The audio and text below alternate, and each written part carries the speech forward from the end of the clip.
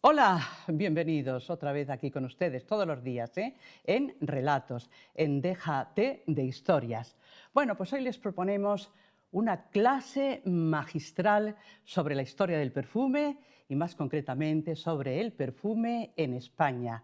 Nuestra invitada ha escrito sendos libros con esos títulos, Historia del perfume y el perfume en España. Y les puedo asegurar, por lo que me he documentado, que actualmente en nuestro país no hay nadie que haya investigado o profundizado tanto en el tema como la persona a la que voy a saludar enseguida. Aquí está con nosotros Clara Buedo. Muchísimas gracias por la visita, de verdad, ¿eh?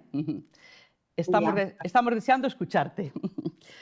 Clara, te sitúo, te sitúo. Eres periodista de belleza, especializada en perfumes. Llevas 19 años en el sector. Has dirigido el Colegio de Empresa y Moda del Instituto Superior de Arte, donde creaste varios cursos como Arte y Moda, un repaso a la evolución en el vestir desde el prisma del arte. Has sido directora de belleza en varias cabeceras, has colaborado con numerosos medios y en la actualidad diriges tu propia empresa de belleza, tu propia web, mejor dicho, de belleza, que es Beauty Matters. Eres también miembro del jurado de la prensa de los premios Academia del Perfume.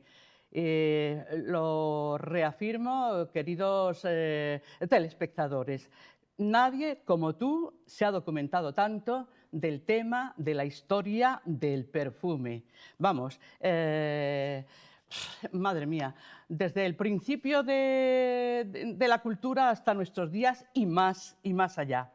Digo yo que este libro, por estar tan documentado, si quieres nos referimos ya directamente al perfume en España, interesa al público en general, pero sobre todo a los profesionales de este sector, ¿no? ¿Te parece?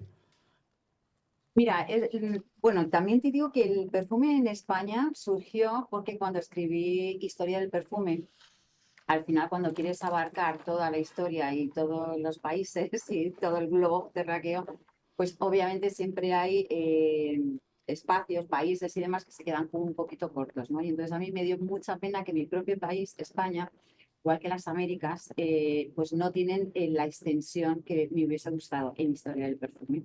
Ujú. Con lo cual, cuando se publicó, a pesar de que todo el mundo estaba encantado, ha dado mucha información y demás, bueno, me quedó un poco esa espinita. Entonces me propuse a mí y a los demás crear la trilogía del perfume. Vaya. Entonces, para ampliar estos dos ámbitos, ¿no? Por eso ha surgido el perfume en España y Ujú. si Dios, o sea, el siguiente será Bueno. el de las clínicas. Muy bien. Así.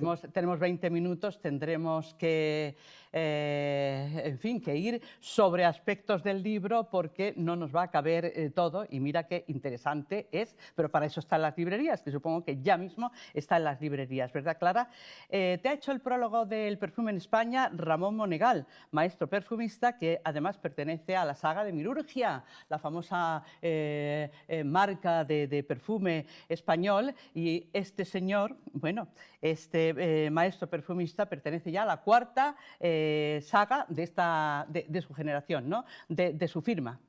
Sí, exactamente. Bueno, además Ramón hoy en día es uno de los maestros perfumistas de España y además me encanta lo que hace porque reivindica muy bien como este aspecto que nos hace únicos también, ¿no? No solo con sus creaciones, sino con el nombre que le pone a sus creaciones. Ujú, Y obviamente pues ahí está Mirugia, ¿no? Que ha sido una de las marcas de perfume española más importante, ujú. realmente a la altura de cualquier marca francesa, por ejemplo, que siempre Francia ha sido la cuna del perfume Claro. y Ujú, que realmente en las primeras décadas del 20 tuvo muchísimo que contar y que aportar. Y ahí está la historia sí, para ujú, recordarla siempre, claro. sí. Clara, como profesional de esto, me imagino que tienes el olfato muy fino, muy entrenado. Ante un perfume cualquiera, ¿eres capaz de saber los elementos de composición que tiene esa fragancia? No es nada fácil, ¿eh? Pero yo es verdad que llevo desde muy jovencita también trabajando con aceites esenciales puros. Entonces, obviamente, eso ya te ayuda, ¿no? A conocer, por ejemplo, yo siempre lo digo, ahora que están tan de moda los perfumes con oud, digo, si realmente olieseis el oud puro, seguro que no os gustaba, o sea, porque es un olor muy peculiar, como a corral, tiene como ese, bueno, yo le digo indólico, que el indol realmente es una molécula que contiene las heces, pero también Caramba. el jazmín. Ujú, Entonces, realmente en puro es complicado. Por ujú. eso cuando te muestran este perfume a base de oud, yo a veces me río porque digo, bueno, oud, no sé, sintético posiblemente. Cada vez me resulta más fácil, pero también es ese trabajo que hago con esos aceites esenciales, con las materias primas individuales, ¿no? Entonces, Sí. al final una composición es muy difícil porque te van a decir las tres que llevan en la salida, en el corazón y en la base, pero luego una composición lleva muchísimos ingredientes más, ingredientes o notas sintéticas, con lo cual, Ujú. y bueno, si nos metemos en las sintéticas Claro, resulta ya. Sí. desusarlo. Entonces me estás demostrando que eres un poco alquimista también, ¿no? Ujú. Por ahí ¿Tienes tu laboratorio y todo? ¿Sí? no, no, no, no. No, no llegas a tanto. En las casas de Madrid es muy complicado Y montar tanto. un Ujú. laboratorio, ojalá, ojalá, Sí, espero algún día desde luego, pero sí muy que bien. hago mis El perfume en España lo inicias con una serie de capítulos, creo que son siete capítulos. si no Siete recuerdo mal, capítulos. ¿no? No, no, El ya no me acuerdo, ¿eh? Sí, bueno, pues por aquí los tengo apuntados. Creo que sí, que son algo así como 7. Bueno, cada uno, pues imagínense ustedes, muy, muy desarrollado. Empiezas de la Iberia pagana a la España cristiana. ¿Influía en aquel entonces el cristianismo en las fragancias o en relación con las iglesias, con perfumar las iglesias nada más? Eso fue un momento un poco complicado porque realmente por esta, digamos, esta idea, ¿no? Cristiana, católica, pues el perfume realmente era algo como Pecaminoso. muy pecaminoso que llevaba a la, pues eso, a la lujuria, a la pasión, algo contrario, ¿no? A estos pensamientos. Entonces hubo ahí como un impasse bastante importante, ¿no? En el que el perfume estuvo como muy rechazado por la iglesia, Sí, pero sí. más adelante se empezó a acercar únicamente en el culto y luego, pues, por ejemplo, San Isidoro de Sevilla también lo aceptó con digamos, esa función terapéutica como medicina. Ujú, Entonces, poco a poco fue teniendo entrada en lo que es la religión, pero realmente claro. un poco complicado en lo que es la cristiana, porque luego Ujú, ya hay otras ujú, religiones, el budismo, hinduismo y demás, que los inciensos fundamentalmente son esenciales y muy valorados. ujú. Entonces, costó un poquito. Casi que acabas de sugerirme la siguiente pregunta. ¿La aromaterapia también es muy antigua? ¿El curarse o sentirse mejor con esencias, con olores? Vamos a ver, por un lado, digamos, es el perfume medicina, que es Sí, desde antiguo. De hecho, todas las teorías médicas parten de la antigüedad clásica de Grecia, ¿no? De sí. Hipócrates, etcétera, que utilizaba también el perfume como medicina, ¿no? Y además es una teoría muy curiosa porque cada ingrediente tiene una cualidad cálida, fría. Entonces, en función de los humores, que eran Claro. la concepción antigua de la salud, se componía un perfume u otro con esta llegada de los árabes a España, ¿no? Al Muy bien. Andaluz, Sí, aquí digamos que lo que se crea es el alambique, ¿no? Y sí. se perfecciona la destilación al vapor. Entonces aquí realmente es un punto de inflexión en la perfumería porque antiguamente solamente eran composiciones oleosas a base de aceite, maceraciones, tinturas, etcétera. Sin embargo, a raíz de este momento, que además se produce en España, no me voy a cansar de decirlo, es cuando se empiezan a destilar las materias primas y ahí sí que ya, un poquito más adelante, podemos hablar de aromaterapia, porque Ujú, la aromaterapia realmente se centra en aceites esenciales, que es ujú. la destilación al vapor de los ingredientes Mm. aromáticos. Las materias primas, Clara, que van un poco más allá de las que nos ofrece la naturaleza, en sus plantas, en sus árboles y sobre todo en sus flores, porque bueno, muchos de ustedes seguramente saben que en perfumería se utilizan productos animales como pueden ser esas excreciones de la ballena, que no sé si todavía se extrae porque es carísimo, es el oro, más que el oro. Bueno, es la única materia animal fresca pura, digamos, que se Sí, sigue permitiendo en perfumería porque realmente no hay un maltrato animal. O sea, la ballena lo suelta, se y ya queda en la está. planta Ujú. y entonces ya la alquimia del tiempo es la que se encarga de pulirla, ¿no? El ámbar Eh, gris, perdona que no te lo había la dicho, el pared ámbar aparte, gris. Ujú. ya el Sí, resto no, porque sí que implica cierto maltrato animal, aunque es verdad que, por ejemplo, en almizcle sí que hay granjas donde se están, bueno, se están cuidando y se está extrayendo de una forma, obviamente, lo más amistosa posible claro. con lo, Ujú, pero es más complicado. ujú. Clara, lo curioso, para quien no lo sepa, es que esas secreciones eran pestilentes, muy fuertes, pero que se podían utilizar perfectamente con los otros olores, creando un olor de perfume infinitamente más valorado, ¿no? Mira, es que es muy curioso porque en fresco son realmente pestilentes, ¿no? Pero el ámbar gris, por ejemplo, es como esa, lo que decía antes, ¿no? Como esa alquimia del tiempo. O sea, el efecto del sol, de la brisa, del agua salada, lo que va haciendo es pulir esa sustancia para eliminarle esas moléculas que son las que le dan el mal olor, generando así al final como una sustancia aromática muy interesante. Lo que tienen todas las sustancias animales es que, sobre todo, fijan la fragancia y dentro de una composición le dan unos matices únicos, ¿no? Depende también de la sustancia, de lo fresca que sea, de cómo sea tratada, puede tener como ese punto más animal, un poco más a corral, depende de ella sea, o sin embargo puede estar muy integrada, muy pulida, ¿no? Que sea como incluso con esos matices limpios que puede pasar con ciertos almizcles, aunque tenemos la idea del almizcle sintético, que es esa sensación como aldehídica, limpia, ¿no? Como muy pura, pero en fresco no tiene nada que ver. Ujú. Naturalmente no podemos referirnos, ir de capítulo en capítulo, sino dando saltitos, ¿verdad? Siempre recomendándoles este libro sobre el perfume, la historia del perfume español, ¿verdad? Escrito por Clara Buedo. Clara, Los reinos castellanos es otro de los capítulos. Ahí ya pues nos hablas de Isabel la Católica, el ajuar perfumado de Isabel la Católica, nos hablas del cuero de España, los guantes de Cordobán, con un olor muy agradable también. En fin, que el perfume está en todos los sitios y estamos hablando del perfume de España.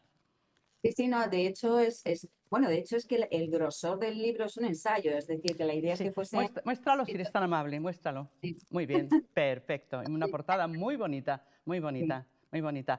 La portada nos lleva a la consideración de que el perfume, no sé si de un tiempo a esta parte o en toda la historia del perfume, ha tenido un componente sensual, ¿sí? ¿O de un tiempo a esta parte? No, siempre. Lo que pasa que es verdad que, a ver, si nos remontamos a India, por ejemplo, de hecho, todos esos olores dulzones, ¿no? Que se llama el Madhu Dhatu en Ayurveda, ¿no? Te lleva como al erótico, lo lujurioso. Entonces, ahí sí se utilizaban muchas sustancias con este fin. Hay muchas especias también. La vainilla, por ejemplo, es mítica, ¿no? Para, bueno, como encender un poquito la pasión. Es cierto que ya en el siglo XX, fundamentalmente, el marketing lo convirtió bien, pues, en la estrategia, ¿no? De venta.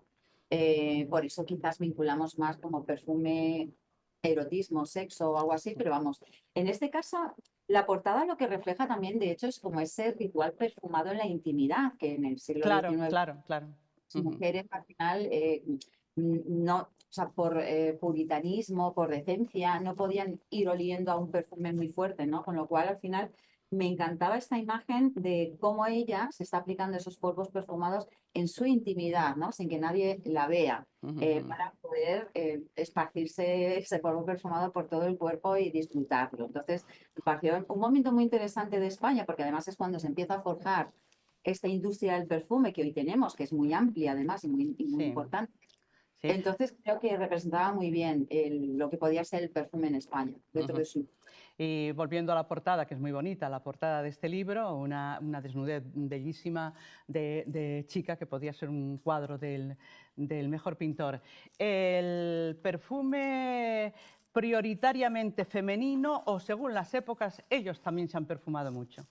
Claro, ellos se han perfumado muchísimo. Lo que pasa es que no existía esta diferenciación de género en los perfumes. Es cierto que en muchos tratados andalusíes, ¿no? En la época de Sí, Al-Ándalus, sí que se hacía, pero desde un punto de vista como más terapéutico, lo que te comentaba antes, sí, sí, ¿no? sí, sí. Pues en el frío, el calor, pues también el género femenino necesita ciertas sustancias, el masculino otras, pero no ha habido esa diferenciación. O sea, realmente el perfume yo creo que ha tendido a ser más femenino en el 19, ¿no? Todos esos perfumes florales que eran las violetas, etcétera, lo más Ujú. femenino. Y Sí. bueno, ya en el 20 fue cuando se empezó a diferenciar masculino y femenino. Y ya es en el siglo XX cuando destacan los perfumistas catalanes. Sí, Sí, Y ahí tenemos marcas, ¿verdad? Como Parera, Gal, Puig, que siguen siendo Gales, las... ¿Sí? Gales madrileña, Parera Ah, sí, y vale, vale. No lo Parera sabía. Ujú. catalanas. Sí, sí. Siempre cuando llegan fiestas como por ejemplo Navidad, pues son los perfumes franceses los que se publicitan y encima en idioma francés. Nos podían hacer un favor y decirlo en castellano. ¿Necesita nuestra industria perfumista o perfumera un poquito más de publicidad y más de justicia? Yo creo que nuestra industria perfumística, perfumera, lo que necesita es que nos lo creamos un poquito más. O sea, que sepamos valorar, ¿no?, lo que hacemos, que realmente hay marcas muy buenas y trabajos muy buenos. De hecho, actualmente, ¿no?, con estas nuevas generaciones, con estas nuevas composiciones perfumadas que se están haciendo, yo creo que hay un horizonte muy bonito por ver, ¿no?, dentro de la perfumería española. Pero yo creo que lo que sí que ha quedado claro y en el libro desde luego ha quedado patente es ese problema que hemos tenido o de exceso de humildad o de no creernos lo bien que hacen las cosas. Pero bueno, yo creo que esto en el perfume y en muchos otros ámbitos de España. Entonces yo Mm. creo que es lo que falta. Pero afortunadamente todo está cambiando y yo creo que vamos a ver en breve cosas muy Muy interesantes. interesantes. En este libro, por supuesto, también te refieres a los envases, ¿verdad? Los, ¿cómo llamabas? No, porcelanita, una que aparece en las fotografías. Bueno, quiero decir que el envase del perfume es la carta de presentación. Y claro, pues también en esto hay creativos con mucha imaginación para atraer ese perfume casi antes de que lo huelas, ¿no? Bueno, es que es una estrategia más del perfume. Esto realmente, el tema de la flasquería y este arte en la flasquería, sobre todo viene de la perfumería francesa, ¿no? El ya siglo XVIII, XIX. O sea, el XIX también en España realmente lo que tenemos es esa influencia francesa.